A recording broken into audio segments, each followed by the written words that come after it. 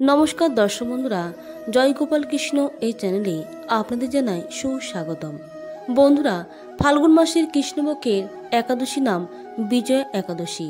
ফাল্গুন মাসের কৃষ্ণপক্ষে যে একাদশী ব্রতটি পালিত হচ্ছে সেই একাদশীর নামটি অবশ্যই বিজয়া একাদশী। তাই এই একাদশী কবে পালিত হবে এবং কোন দিনে এই একাদশী ব্রতটি পালন করবেন এবং এই বিজয়া একাদশীর দিন কি করবেন ও কি করবেন না, এছাড়াও এই একাদশীর দিন কি খাবেন ও কি খাবেন না, এই সমস্ত কিছুই আজকের ভিডিওতে ব্যক্ত করব। তাই আপনার প্রত্যেকের সঙ্গে থাকুন এবং শ্রবণ করুন আজকের ভিডিওটি। আমাদের কলিযুগে সমস্ত রোগ দোষ এবং শত্রুদের উপর জয় লাভের ব্রতকে এই বিজয়া একাদশী বলা হয়। বিজয়া একাদশী ফাল্গুন মাসে পড়ে। রাক্ষস রাজা রাবণের সাথে যুদ্ধ করার আগে ভগবান শ্রীরাম স্বয়ং এই ব্রত পালন করেছিলেন। এই একাদশীর পালনের মাধ্যমে ব্যক্তির জীবন থেকে সমস্ত পাপ দূর করে এবং ব্যক্তিকে মোক্ষ প্রদান করে। বিজয়া একাদশীকে বিশেষভাবে শক্তিশালী বলে মনে করা হয়।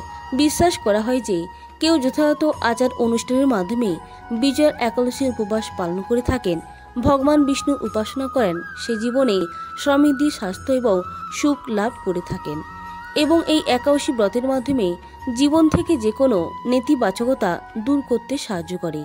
আমাদের সনাতন ধর্মে এই বিজয়া একাদশীকে হিন্দু দেবতা ভগবান বিষ্ণুর আশীর্বাদ লাভের জন্য সবচেয়ে শুভ দিন বলে বিবেচনা করা হয়। হিন্দু শাস্ত্র অনুসারে এই বিজয়া একাদশীতেই উপবাস করার পরামর্শ দেওয়া হয়। এই দিনে ভগবান বিষ্ণুর উপাসনা করলে জীবনে সমৃদ্ধি আসে এবং একজন ব্যক্তি মানসিকভাবে শক্তিশালী হয়। হিন্দু পঞ্জিকা অনুসারে মাসে দুবার একাদশী উপবাস পালন করা হয়, একবার শুক্লপক্ষে এবং আরেকবার কৃষ্ণপক্ষে। প্রতিটি একাদশীর একটি অনন্য তাৎপর্য রয়েছে, তাই এই বিজয়া একাদশী সবচেয়ে গুরুত্বপূর্ণ। এই উপবাস ফাল্গুন মাসের কৃষ্ণপক্ষের একাদশীতে পড়ে। বলা হয় যে এই দিনে ভগবান শ্রী বিষ্ণুর উপাসনা করলে সকল প্রচেষ্টায় সাফল্য আসে। প্রাচীন ধর্মগ্রন্থ অনুসারে ভগবান রামও এই উপবাস পালন করেছিলেন, যা তাকে রাবণকে পরাজিত করতে এবং লঙ্কা জয় করতে সাহায্য করেছিলেন। এই বিজয়া একাদশীতে উপবাস করার জন্য সোনা, রূপা, তামা বা মাটি দিয়ে একটি পাত্র তৈরি করে বিশুদ্ধ জল দিয়ে পূর্ণ করা উচিত এবং আমের পাতা দিয়ে পাত্রটি সাজিয়ে দেবতার বেদিতে স্থাপন করা উচিত। একাদশীর দিন স্নান করার পর ধূপ, কাঠি, প্রদীপ, নারকেল নৈবেদ্য দিয়ে ভগবান শ্রীহরিকে পূজা করা উচিত। এরপর সারাদিন পাত্রের সামনে ভগবান পবিত্র নাম জপ করে কাটানো উচিত ও সারারাত ভগবানের পবিত্র নাম জপ করতে হয়। দ্বাদশী দিন নদী বা পুকুরের তীরে পাত্রটি পূজা করার পর যোগ্য ব্রাহ্মণকে পাত্রটি দান করতে হয়। এর ফলে আপনার জীবনে ভগবান শ্রী বিষ্ণুর আশীর্বাদে সুখ সমৃদ্ধিতে ভরে উঠবে। যখন ভগবান শ্রীরামরূপে অবতীর্ণ হয়েছিলেন তখন তিনি নিজেও এই পবিত্র বিজয়া একাদশীতে উপবাস করেছিলেন। এই ঘটনা থেকে বোঝা যায় যে এই পবিত্র বিজয়া একাদশী ভগবানের অত্যন্ত প্রিয়। আমাদের সকলেরই ভগবান শ্রী রামচন্দ্রের আদর্শ চরিত্র থেকে শিক্ষা নেওয়া উচিত এবং পূর্ণ দৃঢ়তার সাথে এই একাদশীতে উপবাস পালন করা উচিত। এই দিনে আমাদের সকলেরই বেশি করে ভগবানের পবিত্র নাম জপ করা উচিত, যাতে আমাদের কাম, ক্রোধ, লোভ, মোহ, হিংসার অবাঞ্ছিত ময়লা দূর হয়। এইভাবে আমরা ভগবানের পাদপদ্মের আশ্রয় নিতে পারি। হিন্দু ধর্মে একাদশী ব্রতের তাৎপর্য অপরিসীম, যা চন্দ্রপক্ষের একাদশী তিথিতে পালন করা হয়। এই দিনে ভক্তরা সূর্য থেকে সূর্যাস্ত পর্যন্ত উপবাস করেন।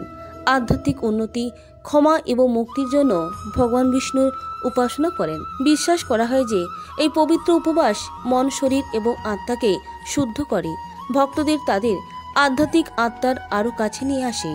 একাদশী ব্রত পালনের মাধ্যমে হিন্দুরা তাদের ভক্তি, আত্মা নিয়ন্ত্রণ এবং তাদের বিশ্বাসের প্রতি অঙ্গীকার প্রদর্শন করে। তাই এই বিজয়া একাদশী হল সবচেয়ে শক্তিশালী এবং আধ্যাত্মিকভাবে শক্তিদায়ক একাদশীগুলির মধ্যে একটি। পবিত্র দিনটি 2025 সালে প্রয়াগরাজের মহাকুম্ভ মেলার আর একটি মহান উপলক্ষে পড়ে, যা ঐশ্বরিক শক্তির একটি শুভ এবং অস্বাভাবিক সংযোগ তৈরি করে। তাই এই পবিত্র বিজয়া একাদশী পালিত হবে এবছর ফাল্গুন মাসের একাদশী তিথি 23শে ফেব্রুয়ারি 2025 দুপুর 1:55 শুরু হবে এবং 24শে ফেব্রুয়ারি 2025 দুপুর 1:44 শেষ হবে।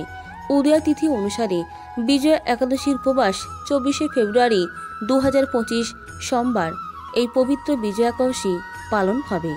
বিজয়া একাদশীতে উপবাসকারীরা তাদের মন ও আত্মাকে পবিত্র করার জন্য পূর্ণ নিষ্ঠার সাথে ভগবান বিষ্ণুর সহস্র নাম জপ ও ধ্যান করে, ফলে তারা জীবনে আধ্যাত্মিক সৌভাগ্য লাভ করে থাকেন।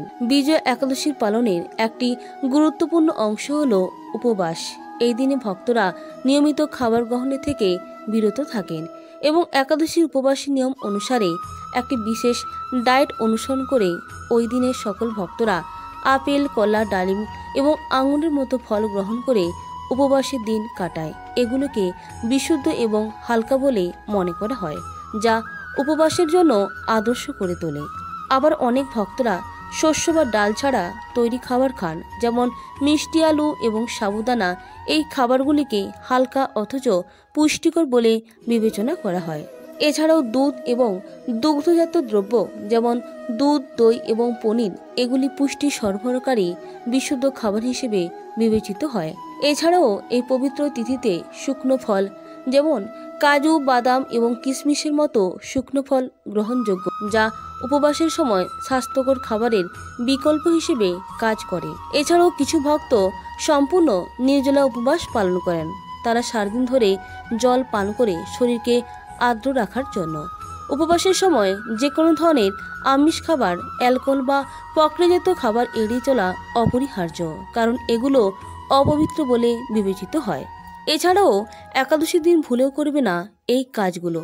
প্রথমত, এই একাদশীর দিনে জুয়া খেলতে নেই। ধর্মীয় ধারণা অনুযায়ী এমন করলে ব্যক্তির বংশ নষ্ট হয়ে যায়। দ্বিতীয়ত, একাদশী রাতে ঘুমোতে নেই। পুরো রাত বিষ্ণুর ভক্তি মন্ত্র জপ ও জাগরণ করে ওই সময় কাটানো উচিত। তৃতীয়ত, এই দিন ভুলেও চুরি করবে না। এই দিন চুরি করলে 7 পুরুষ পাপের অংশীদার হয়। চতুর্থত, একাদশীতে খাওয়া দাওয়া ও ব্যবহারের সাত্ত্বিকতা পালন করা উচিত। এতে জীবনে আধ্যাত্মিক উন্নতি লাভ করা যায়। পঞ্চমত, কঠোর শব্দ প্রয়োগ করে কারোর সঙ্গে কথা বলতে নেই। রাগ করবে না ও মিথ্যা কথা বলবে না। এই দিনে কাউকে এমন কোনো কথা বলবে না যাতে তোমার সেই কথা তার গায়ে আঘাত লাগে। এই দিনে কাউকে কটু কথা বলবেন না। ষষ্ঠত, এই একাদশীর দিন সকালে তাড়াতাড়ি ওঠা উচিত এবং সন্ধেবেলায় ঘুমানো উচিত নয়। এতে জীবনের দারিদ্রতা নেমে আসে। বন্ধুরা, এই ছিল আজকের ভিডিওর মূল আলোচ্য বিষয়বস্তু। প্রত্যেকে ভালো থাকবেন, সুস্থ থাকবেন। নমস্কার, ধন্যবাদ। হরে কৃষ্ণ, রাধে রাধে।